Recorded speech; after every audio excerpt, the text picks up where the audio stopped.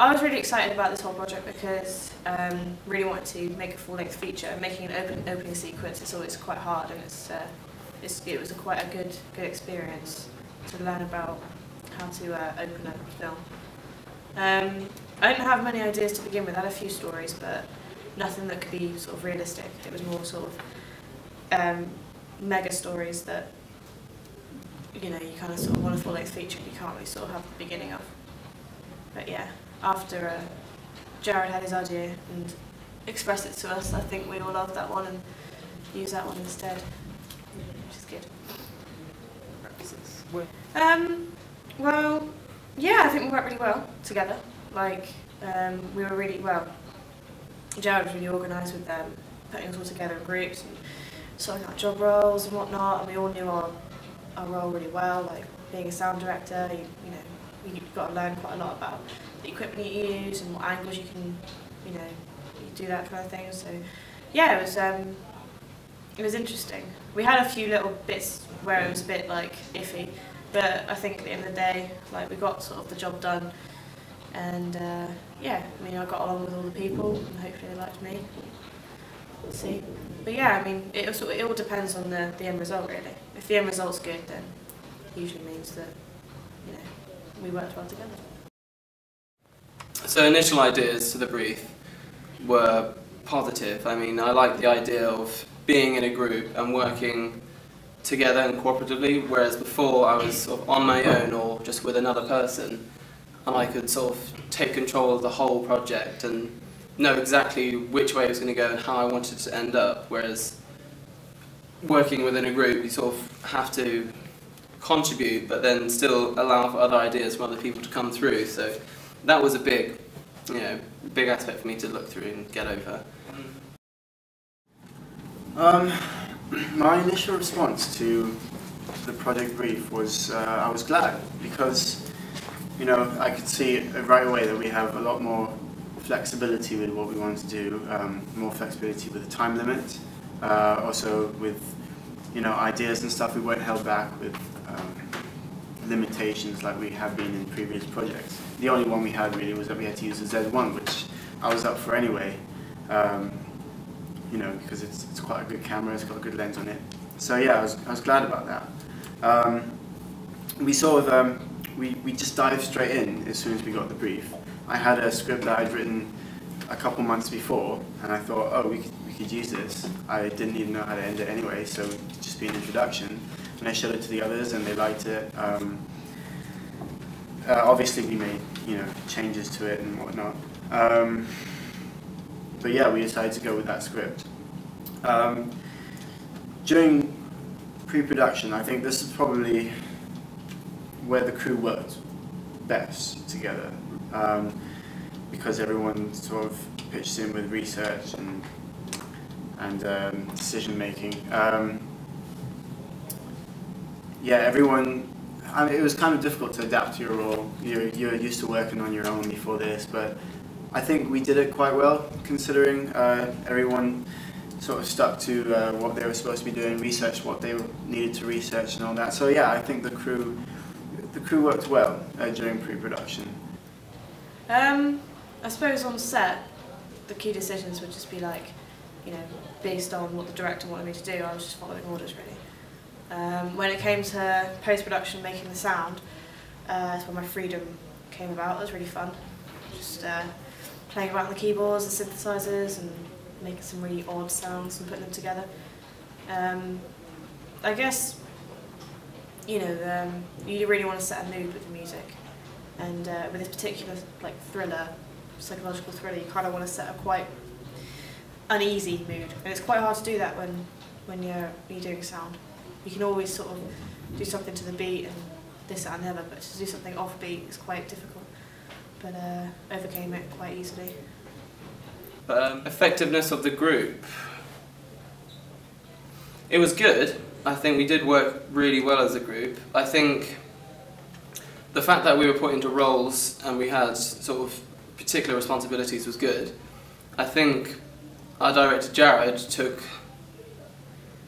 the role of producer as well, which I think was a lot of work for him to do, and I think that's a lot of responsibility, and I think he worked really well maintaining his sort of attention to detail when it comes to being the director, as well as having to take on a lot of roles and responsibilities being the producer. And I think that was something that was very effective. From my own point of view, I took the role of director of photography, and that was good. I mean, it was nice to get into a different role, because obviously I'd be director and producer before on my own project, so it was nice to take a step back and have a particular role that was just mine, and I just had to worry about that specific role. So yeah, I think we worked really well as a group, especially with certain circumstances, whether it was our shoot or the post-production or pre-production. We all worked sort of cooperatively, and I think that was very effective. Yeah. Some key decisions we had to make was obviously how much of the script we would keep the same, how much of it we should change. I think most of it remained fairly the same, but everyone had their input, and we changed a few. We took out a few of the scares. I think I put in too many.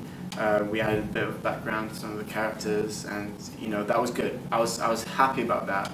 I wasn't like, oh, this is my script, don't change it. I was glad that people were inputting, because I don't think that's really my strong suit. But yeah, then obviously we had a lot to decide, the entire group. We had to decide on what actors we wanted to use, or where even to get actors. We had to decide on locations.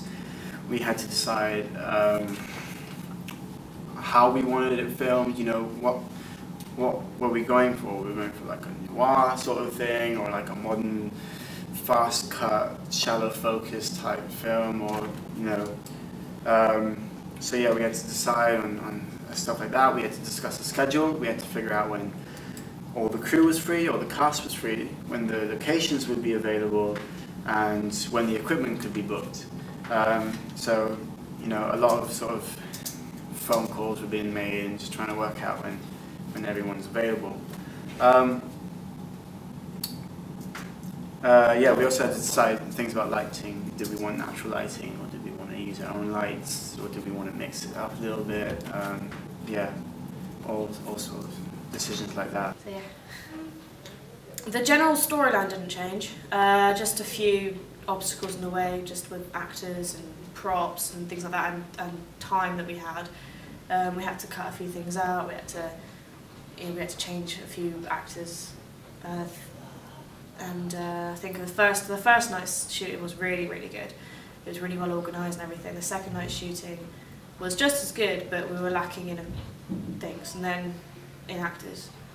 And then we wanted to reshoot one bit in the cafe, but due to bank holidays and whatnot with the college, it was unable to get the equipment out. So, but yeah, that was a learning curve anyway, something to organise and think about in the future. Key decisions was, the main one was to go ahead with Jared's previous script that he'd written before. That was sort of a ready-made plan. I think that's why it was a good decision to go ahead with that, knowing how it was going to be and what we wanted to get out of it, really. So I think that was a pretty important decision. Other things were what roles we were going to be playing and how we were going to work within those boundaries of those roles. So, so yeah, I think those were the two main key decisions, especially at that stage in post-production where there's a long way to go before we had our final piece. So I'd say, yeah, I'd say those are probably our main key decisions there. For research, everyone went off and did their individual research for their area. So mine, as a director, I was watching some psychological thrillers like Silence of the Lambs and The Shining, just to see sort of what played key parts in the film. And what I found interesting was there wasn't a lot of shallow focus. It was quite deep.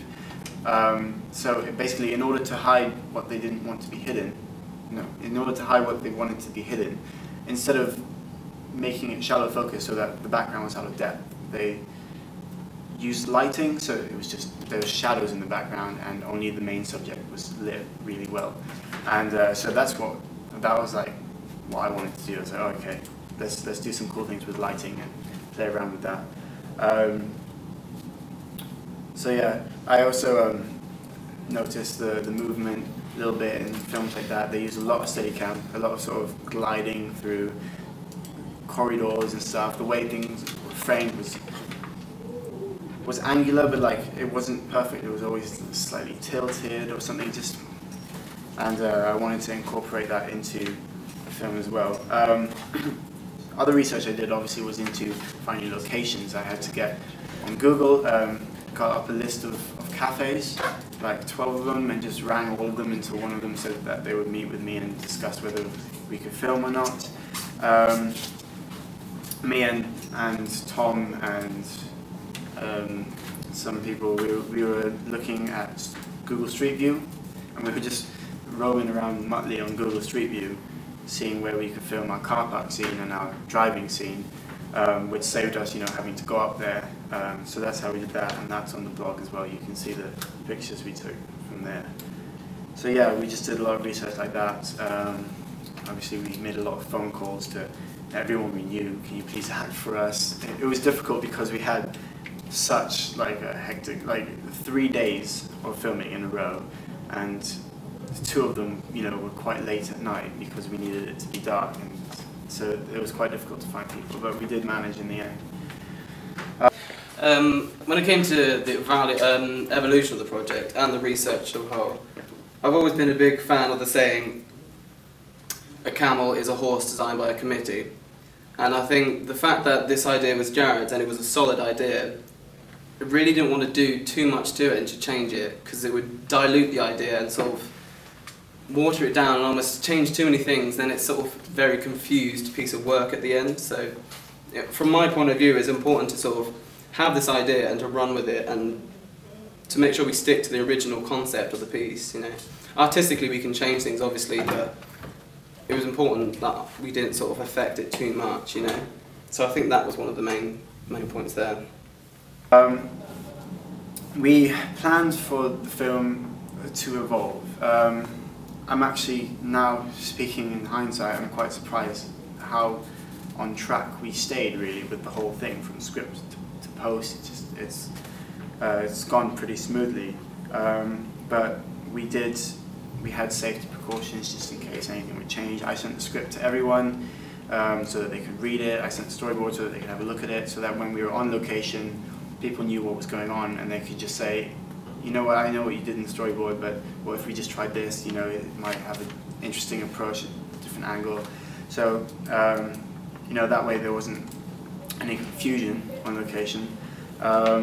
We brought lights with us, always, just in case, even if we weren't planning on using them, just because you never know if it's just a little bit too dark or whatever. So, we could just plan for the worst sort of there.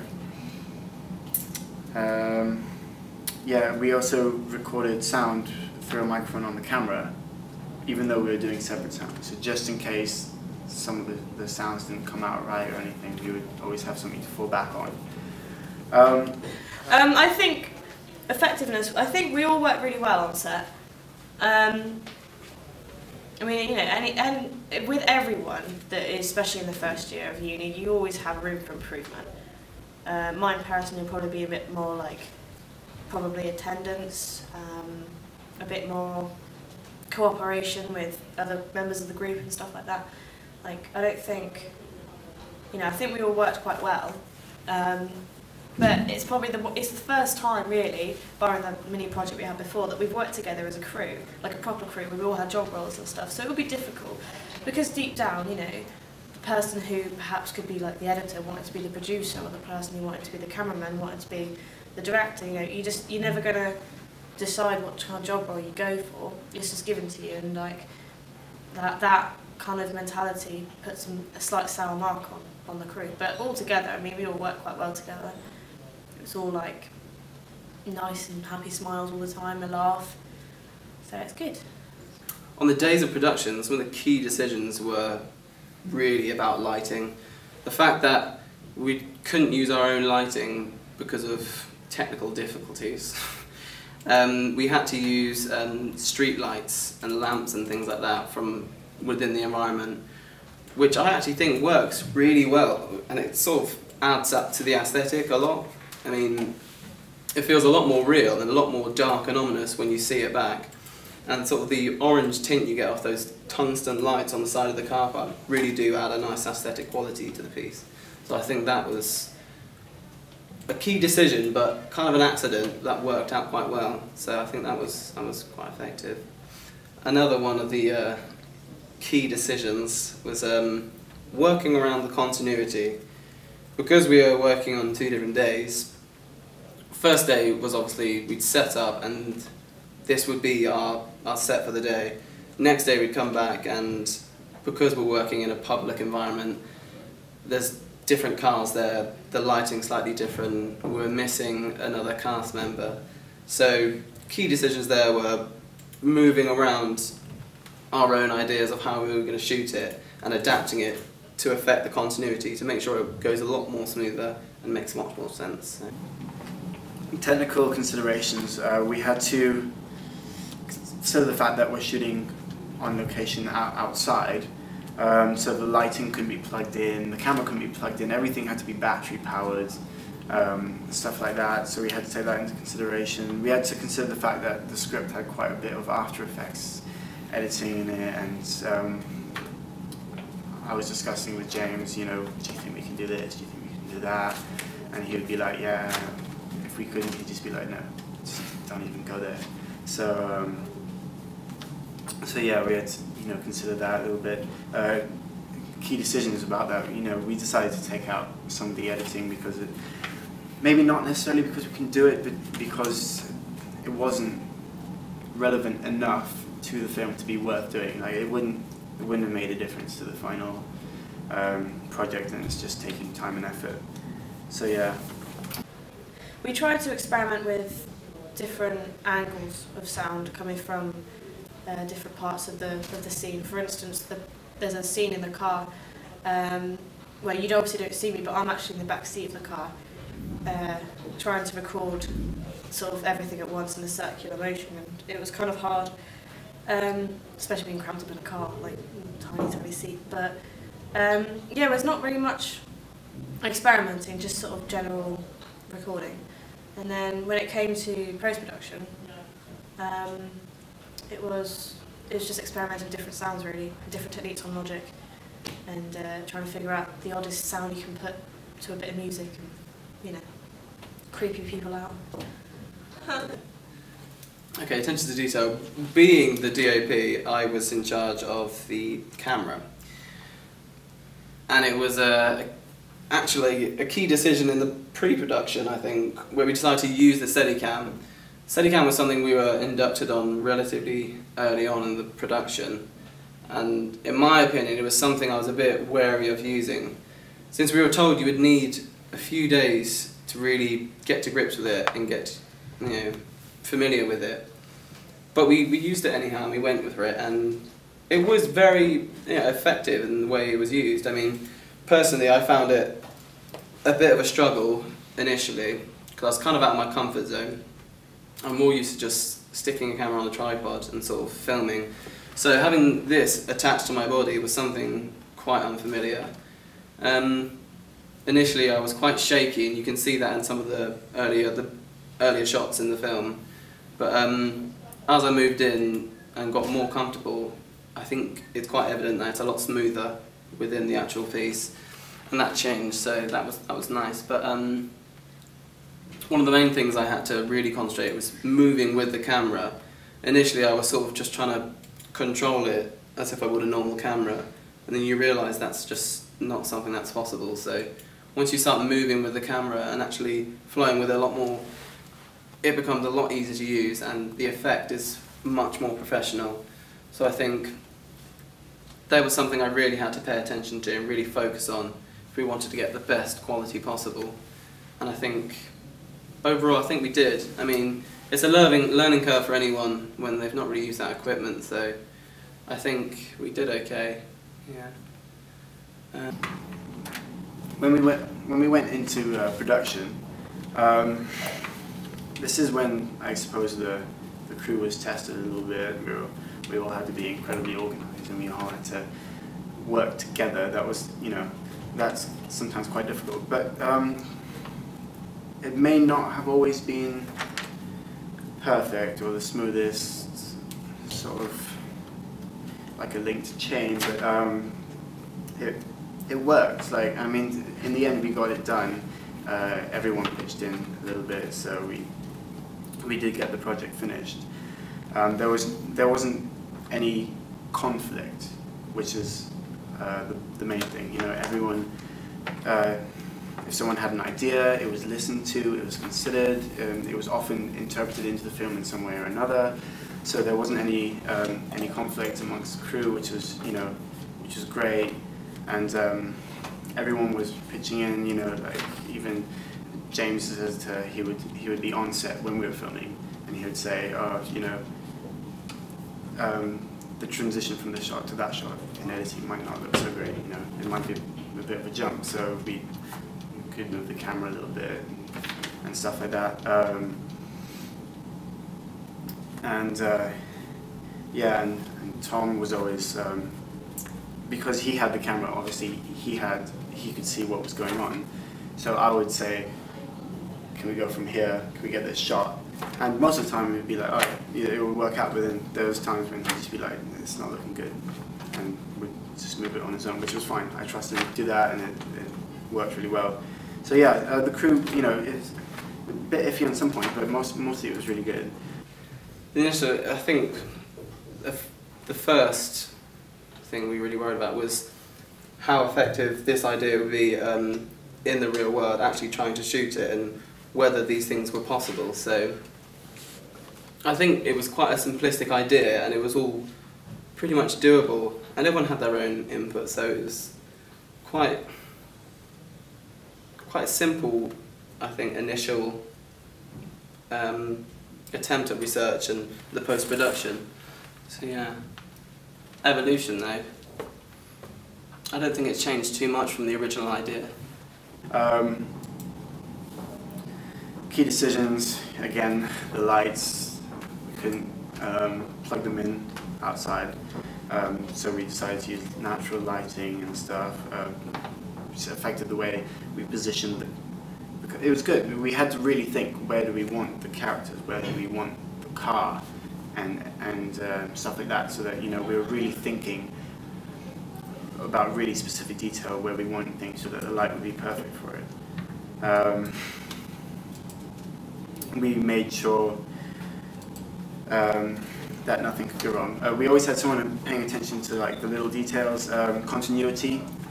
Like, I remember Hannah, even though she was on sound, she would sort of, the three of us sort of thinking about the shots, would just get really like involved in the shot, and we'd forget that one of the characters wasn't even in it that was supposed to be. So Hannah, who was just sort of doing the sound recording, would be like, guys, Leah's not in the shot. So, you know, there's always someone sort of looking out, making sure everything was going well. I think just literally chopping and changing the music. I kept most of the sounds the same. It's just literally putting them in the right order.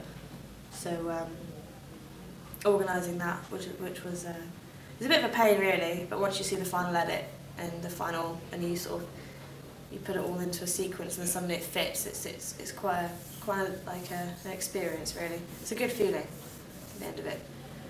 But yeah, nothing majorly changed. Technical considerations. Being the director of photography, the main obstacles for me to consider were the lighting and basically the shots and angles, and whether it was doable within the environment we were in. Considering we had decided to shoot at night time, lighting was obviously going to be a very important factor, and especially with the nature of the film being a horror, that's also an incredibly important aspect. So the light really did need to be spot on. When it came to actually shooting and planning the shots, personally I think I would have needed on the day a shot list, something to work from, but obviously our director had a lot of commitments and roles that he had to adhere to. So I think the fact that that wasn't there wasn't especially a problem, because all the ideas were locked up inside, you know, and he knew what was going to be happening, and he was very clear and concise about how he wanted it and explaining it to me. So I think that was quite good. For technical control, we had a clapperboard, and we wrote, you know, the take on it and stuff like that. That was just to make sure that the sound could be synced up easily in editing. Hannah was taking notes of the sound and the name of the shot, so that it was easy to link up in editing and stuff like that.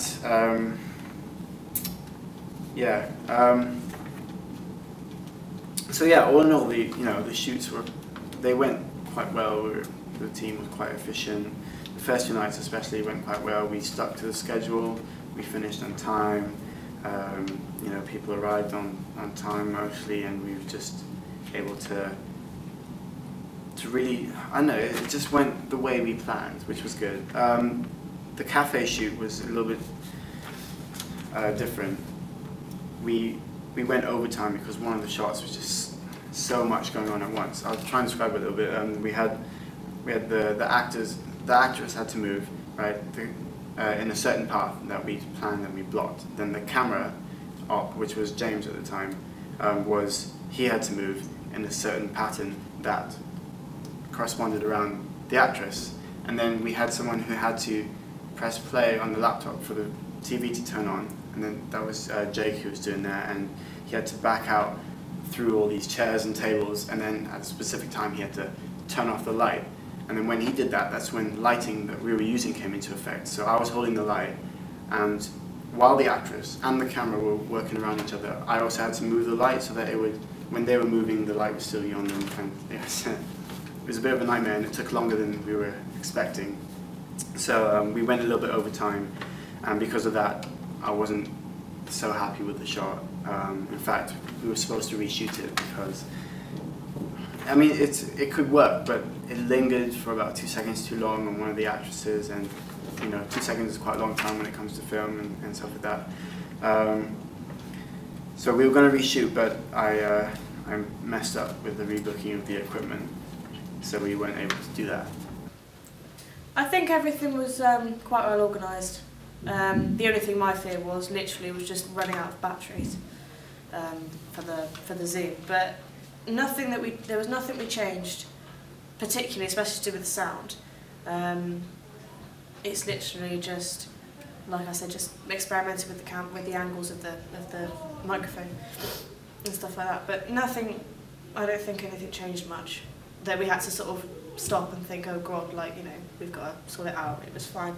No technical failures. On the day of production,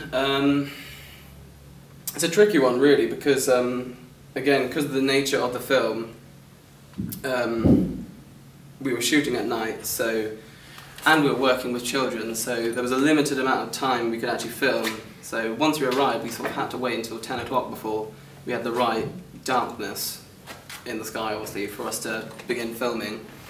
And I think the crew did actually work really well and effectively, because everyone was there on time, everyone knew what the roles and responsibilities were, so I think that was effective. Personally, I think my own roles and responsibility on the actual shoot were adequate. I mean, again, I didn't have much information about the actual shoot and how it went, but that wasn't really a problem again, because the director was brilliant there.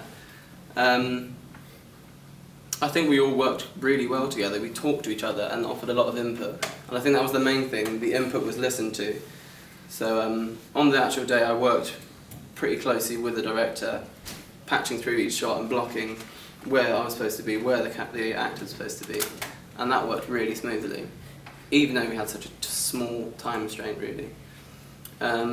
Second day of shooting, this was a little trickier, obviously, because of my own circumstances with things like transport, getting there, and times the time we had was even shorter.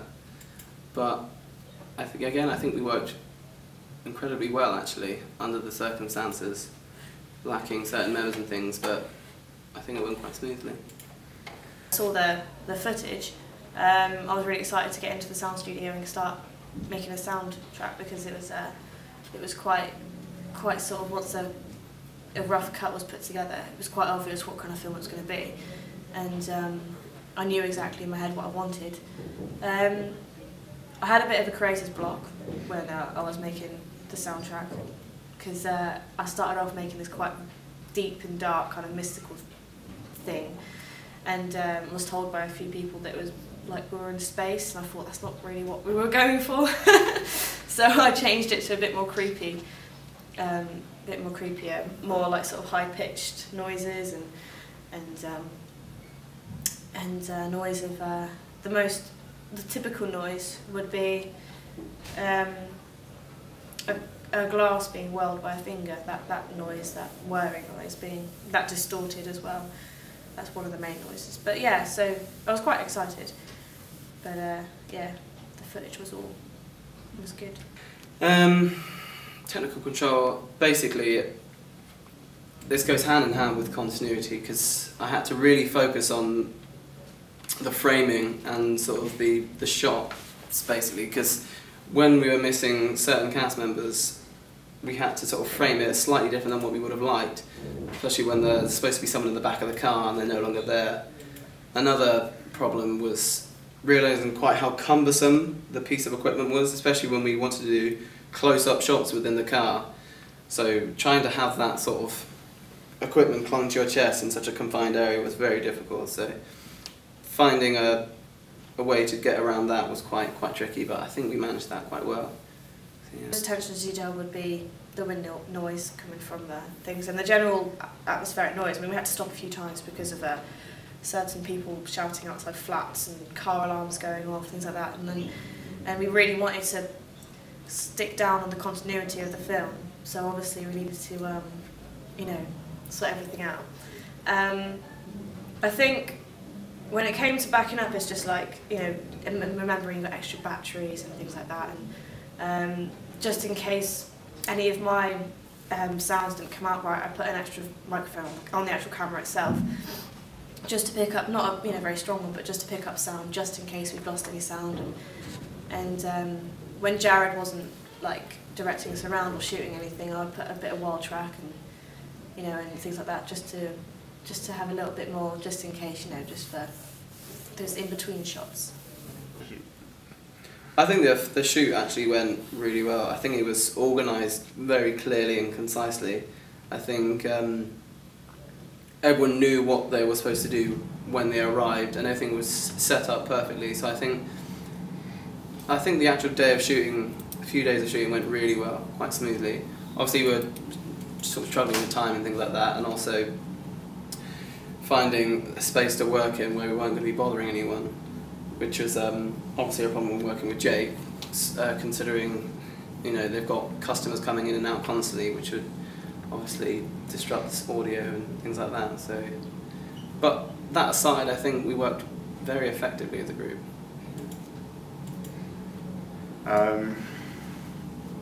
Yeah, but when we were actually on shooting, my individual responsibilities, I would say, making sure the actors knew what they were doing. So I was blocking the actors, calling the shots, checking the angles, checking the lighting.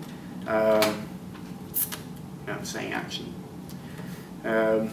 Moving the production along, making sure everyone was time aware, you know, saying, oh, we only have an hour left, or we only have 30 minutes left.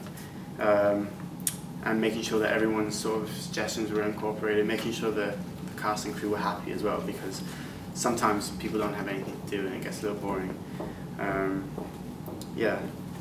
I also did a few other roles, like making sure everyone's release forms were signed and stuff like that. Throughout the entire project, my main responsibilities as the DOP was the cameraman, basically shots and capturing things like that.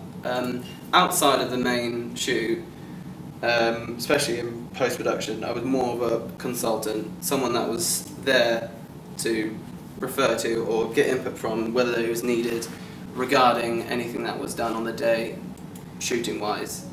considering we all had very specific roles and responsibilities, it was important to make that very clear throughout the whole production, so an editor would have less more of a presence on the day of a shooting than he does in post-production. So for me, when it came to the finishing of the project, my role was very much sort of finished, but on the actual day, I mean, it was pretty hard. During the set, when we were shooting, obviously you had a clapperboard, and every time we had a scene, I had a little notepad and I was jotting down each sound that we were making and logging of what take it was and stuff like that, so we could track it later on. So later on we had it on the computer, we could just literally listen to it and it'll already have it like listed out to us, so it was much more easier to sort out than having about 1 million different sounds and not figuring out which one's which. So yeah, I was logging it every single scene, just like the clapperboard was logging the camera shots, so we could all get it organised. Even though we worked as a whole group in the earlier stage of the production, that really was sort of filtered down as we came into post-production. It was a point in the whole production where roles were really sort of refined into just two aspects. You got the sound and then editing. So a lot of people within the production early on, their roles were very much sort of moot when it came to the post-production aspect. Even though that was the case, I think the groups worked excellent, considering, you know, there's been a lack of input in certain aspects, but I think they've been really effective in their editing, especially with the sort of sound engineering, creating music to play around the background of the start of the piece. So I think that was quite impressive. The blog, I think, has been an effective way to showcase our work, and sort of having a concise professional sort of documentation really does sort of make you feel like a professional filmmaker and an independent filmmaker, so I think that's been quite helpful in getting that sort of work-based experience, even though it's on a different module from our original work-based learning. So yeah.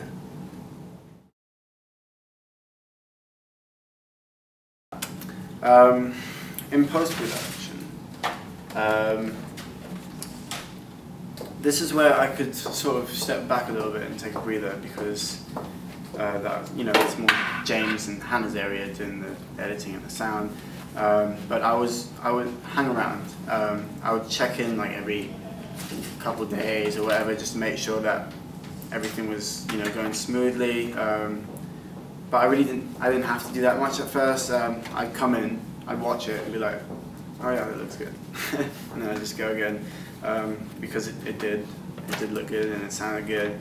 So there was not a huge amount for me to do. I helped out, when we were doing some of the After Effects stuff, because I have a bit of experience with that. So I know that James did a lot of research into it and was just trying to figure out how to use it. But it is a complicated program, it takes a while. So I was there to sort of help with that as well.